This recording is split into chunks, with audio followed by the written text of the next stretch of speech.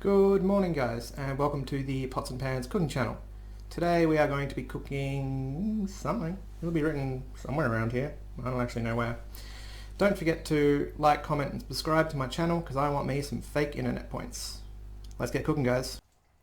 Alright, good morning guys and welcome back to my home kitchen. Today I'm going to be going over the creation of a lasagna. However, as you can probably see up in the background over there, I'm not going to be going over the bolognese sauce. There will be another video for that kicking around somewhere on the internet. If I'm intelligent enough, I will put some kind of link in there for you. I make no promises whatsoever. So I'm going to jump straight into the white sauce. So approximately what you'll need for your bechamel sauce is going to be about 40 grams of butter, 40 grams of flour, 500 mils of milk, and half a cup of grated cheese. You'll also need some lasagna sheets, but we'll get to that later down the track. So assuming you've either know how to or you've already done bolognese sauce like I have up the back there, for this recipe we can jump straight into the white sauce. So what I'll be doing, assuming I can get my stove to work, aha, great success. Melt your butter on the stove. So there was 40 grams in that pot. I've got flour off to the side and I've got my milk sitting here, which I forgot to measure out. Rookie mistake. I had one job, get ready to make a video. Couldn't even do that properly.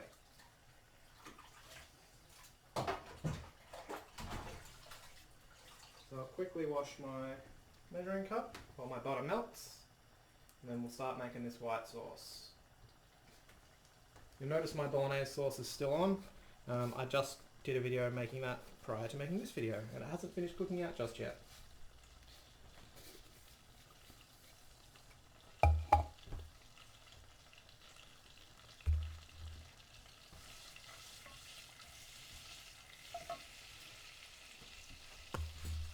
So when you're making something like a white sauce, it's really quite convenient to use long life milk, especially if you've had some lying in the cupboard for a while. It won't make a great deal of difference to the flavour or the properties of the dish. And that saves you using your fresh milk. Depending on how many people you're feeding, it will depend on how much you need. So I'm going to be using 500 mils, which is half of one of these bottles.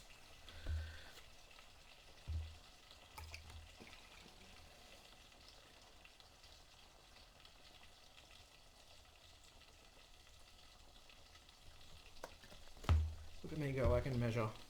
I deserve a prize. So once your butter has melted, you can put your flour straight in.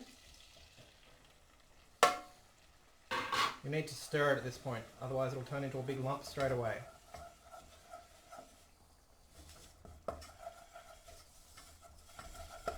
So it will pretty much turn into this weird looking powdery lumpy stuff, which is what we're after.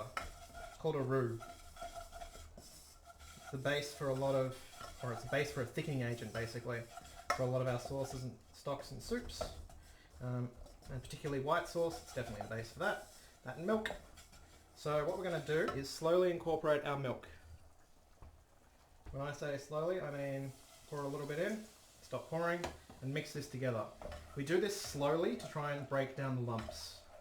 So you'll see that it turns into clag pretty much straight away.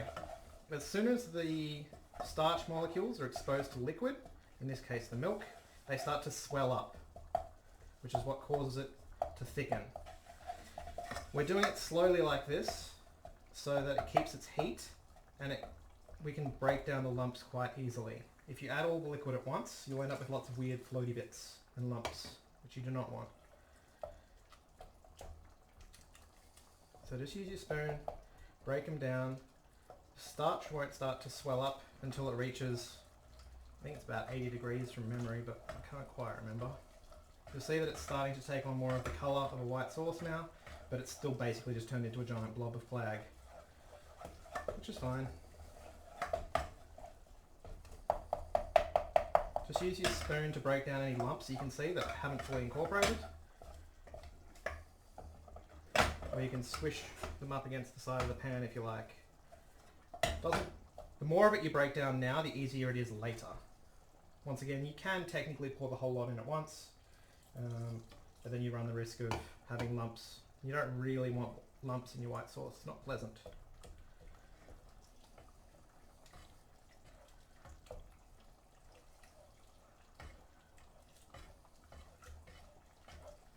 I'll give this sauce a stir while I'm here.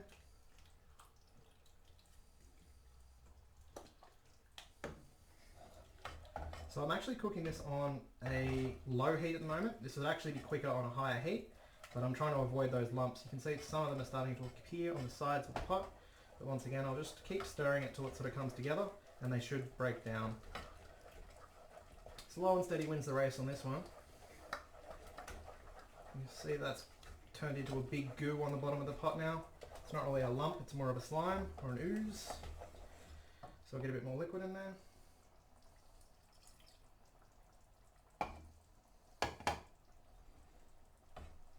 Eventually it will turn into a sauce and not a homogeneous lump. Remember that white sauce is often quite thick, so don't be concerned if it is a bit thicker than you anticipated. You can always thin it down by adding a little bit more liquid if you really think you need to. But being that it's a bechamel sauce for a lasagna, we are going to be adding some cheese to this near the end, so that will thicken it back up and give it a lot of that delicious, delicious flavour. You can see that slowly stirring that through, most of those lumps are starting to dissipate, break down even.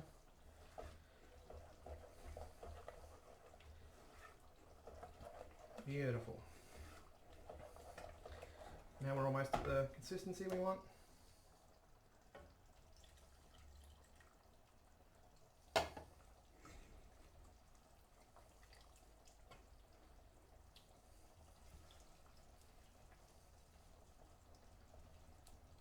Keep stirring it. I know it's a little bit tedious, but it's worth it in the long run.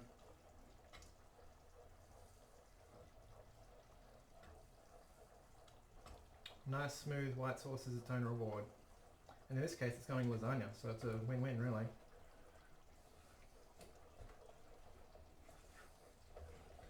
See, that's almost the right consistency now, and there's no lumps in it at the moment, which is good. Bit of last bit of milk in there. Might take a little bit longer to thicken now because there's obviously 500 mils of liquid in there, but it shouldn't take too much longer to get back up to temperature.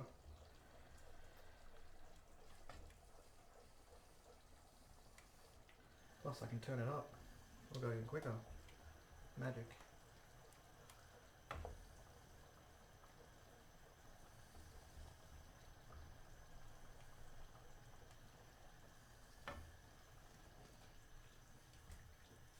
Give my bolognese a quick stir.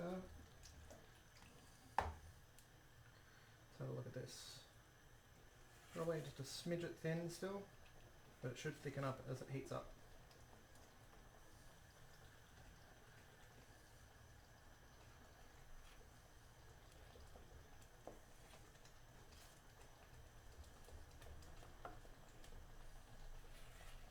Make sure you're stirring all the way to the bottom and you can get the stuff off the sides as well.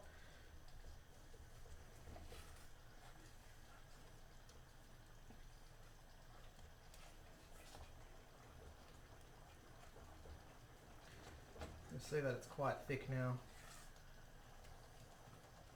So we're probably right to turn it back down and actually add in our cheese.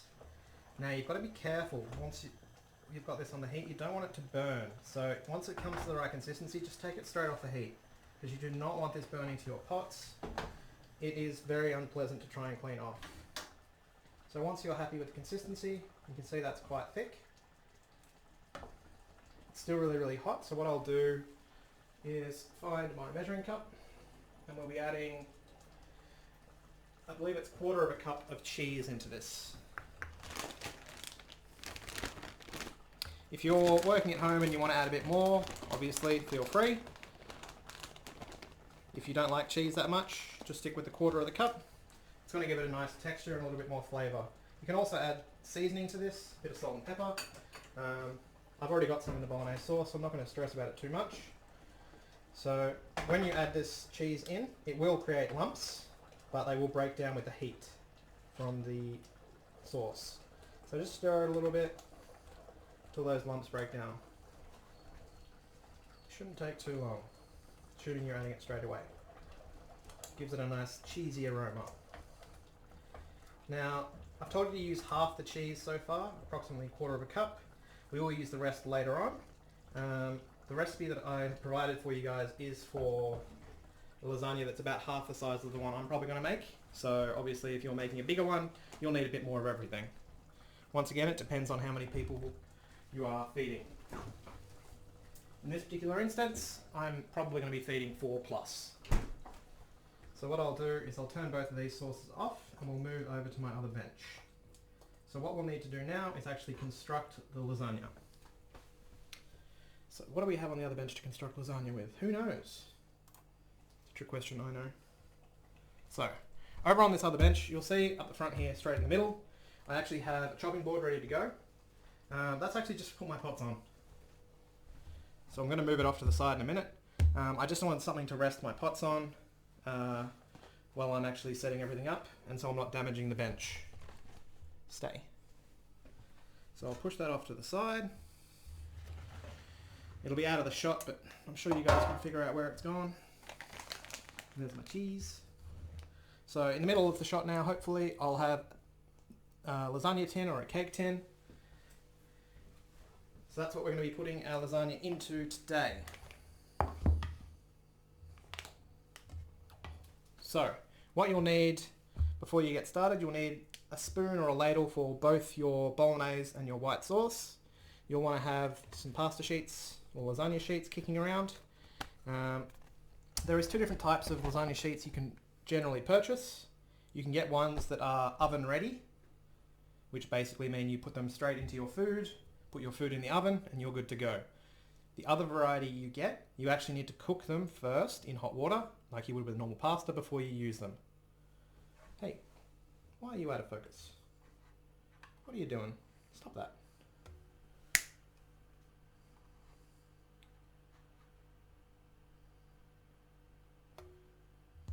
Pesky computer. It was working fine before. What did I do? I don't understand. This is why I can't have nice things. What if I... No, of course that'd be too easy. Alright, bear with me. Technical difficulties have ensued. Aha! I think I fixed it. I'm a genius. Unsure of what happened, but I fixed it, so I'm winning. So like I was saying, there's 2 different types of pasta. One that is oven ready and one that requires you to pre-cook the pasta. For a recipe like this one, I'd recommend obviously the oven ready one, unless you prefer the other, in which case you go right ahead. Don't know why I have a knife there. So with this construction, it's pretty straightforward. You shouldn't really need to spray your tin with anything. If you really want to, you can. But what I'd usually just do instead is the very bottom layer, I would put the red sauce. The red sauce is a bit more liquidy, and it should stop anything sticking. So what we're going to be doing is basically just layering up our lasagna.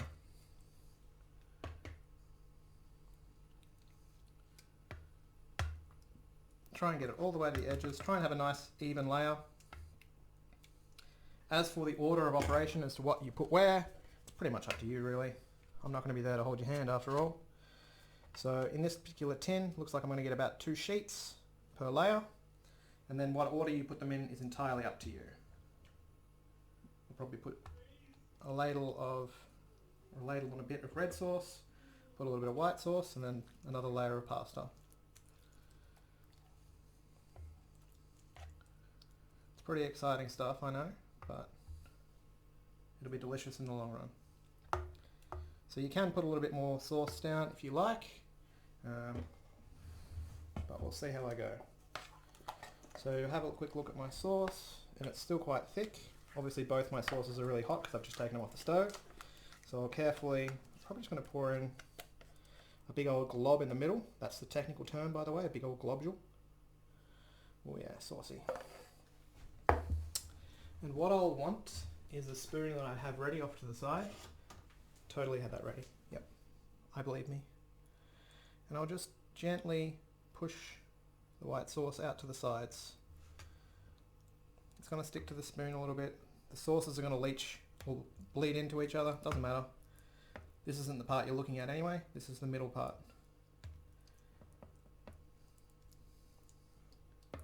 White sauces might even be a little bit too thick.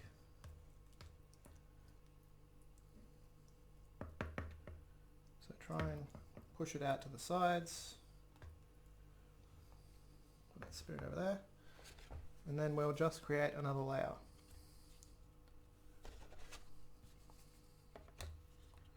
And then you repeat the process again and again and again until you're happy. Or until you run out of sauce. Whichever comes first. So 2 of these ones. Now the interesting part comes to when you go to do the top.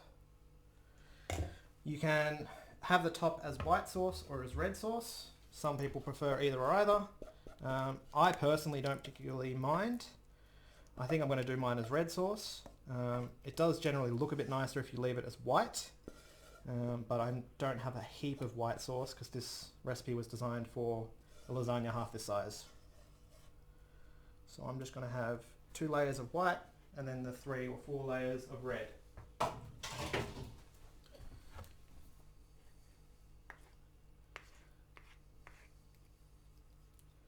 So just pushing it out to the sides, assuming it's going to move around like I want it to, which it's totally not.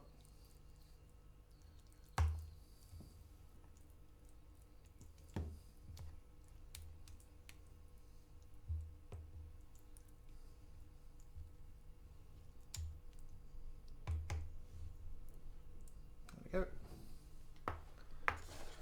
Put my sheets back on the top. And then for the final layer, I'll just do a thin layer of red sauce and then we'll cover it with cheese.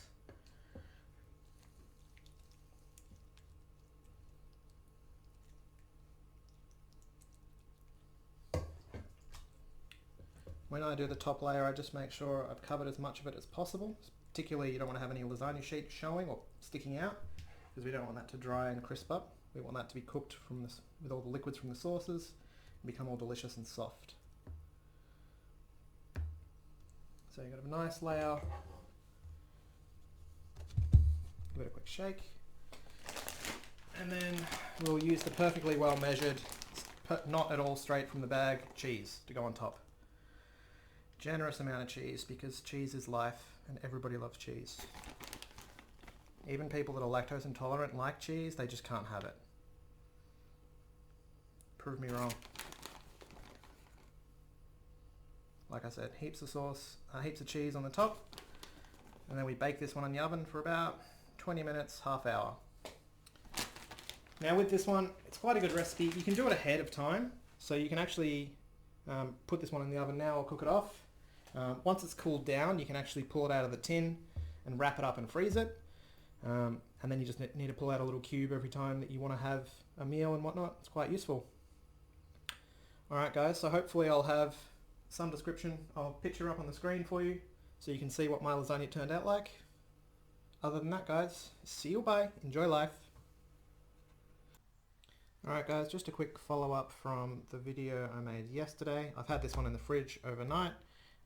So what I've done just prior to hitting the record button is basically used this spatula or egg flip just down the side of the dishes, or down the side of the dish I should say, just to try and free up the lasagna to see if it'll plonk out onto my bench for me. Remembering that I said at some point during the video this is a good one to pre-make, and that if you've put red sauce on the bottom it shouldn't really stick. So hopefully you can see that only a tiny little bit of sauce is stuck and there's nothing too bad stuck in my dish. So now that I've got this one on my chopping board, it's really quick and easy for me to cut up and freeze, or just portion up and then use when required. That's all I wanted to go through with you guys today. Like I said, just a quick one. As you can see on the board, it's quite a solid object, so it's pretty easy just to sink your knife into and cut up into the size and shape you want. Let's have a look inside. Look at all those layers. Nom nom nom nom nom. Alright guys, I'll leave it there. See you, bye. Enjoy life.